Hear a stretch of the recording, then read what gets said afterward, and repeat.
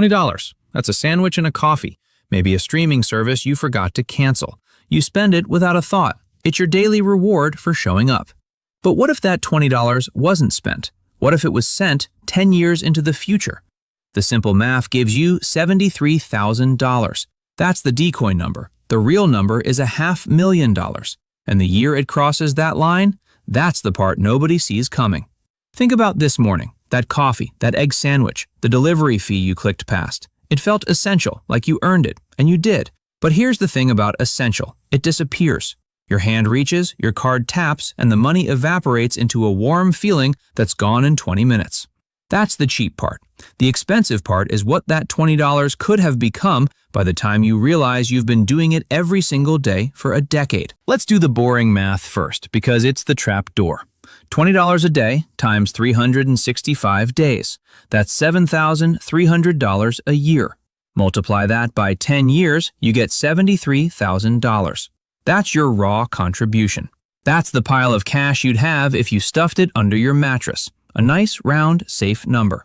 But safe numbers are the ones that hurt you the most, because if you just hit it, you're not saving, you're waiting to lose. Now let's do the dangerous math. The what if you actually let it work math.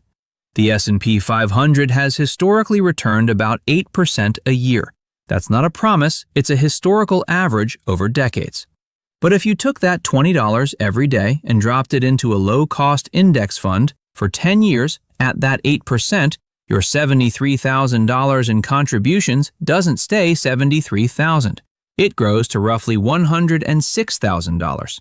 That's a $33,000 bonus just for showing up and doing nothing. Feels good, right? That's the win. That's the appetizer. But here's the catch. You can't touch it, because the moment you pull it out, the engine stops. And the real destination is not 10 years from now, it's 30. Let's pause on that $73,000 shoebox for a moment, because this is where the head fake lives. If you save that $73,000 in cash over 10 years, and inflation runs at its historical average of about 3%, by the end of that decade, your $73,000 buys what $54,000 buys today. You didn't save. You just slow motion burned a car's worth of money just to feel responsible. That's the cost of playing it safe. That's the cost of pretending cash is king. Cash is not king. Cash is a prisoner waiting for the executioner. Now here's the part that flips everything. You don't need to save $20 a day for 30 years. You only need to do it for 10. Stop. That's it.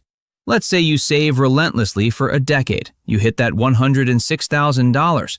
Then you lose your job, or have a kid, or just decide you're done. You never save another cent. You let that $106,000 sit in that index fund for another 20 years until you're 65. At that same 8% average growth, that $106,000 becomes just under $500,000, $495,000 to be imprecise. The decade of sacrifice was not the destination, it was the launch pad. The plant was the $73,000. The callback is time. Time is not money. Time is money's parent. Let that number sit in the silence for a second. $495,000 from a coffee habit you could have skipped. But here's the dagger, the real horror show. Because while you were saving, there's a ghost version of you out there, the one who actually spent that $20 every day. That ghost has nothing, zero. At year 10, they have empty pockets and a warm memory of 10,000 mediocre sandwiches. So at year 10, they look at your $500,000 rocket ship and say, okay, I'll start now. But now they're 55 and they only have 20 years left until retirement. To catch up to your $495,000, they don't need to save $20 a day, they need to save $115 a day, every single day, for 20 straight years. No coffee, no takeout, no delivery, no vacation, no forgiveness. That's the opportunity cost. That's the rule of 3, skip the latte, skip the app, skip your sanity, and you still only tie. You can't outsave time. You can only outspend it. That is the real crossover moment. The moment where your $20 decision at age 35 becomes a 6-figure difference at age 65. It's not about being rich, it's about being the person who didn't steal from their own future to buy a temporary happiness that was forgotten before the cup was empty.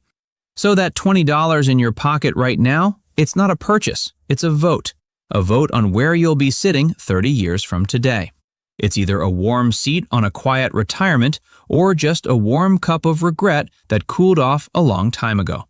You get to decide, today, before you tap your card. That's the what if for today, but next time we ask a darker one.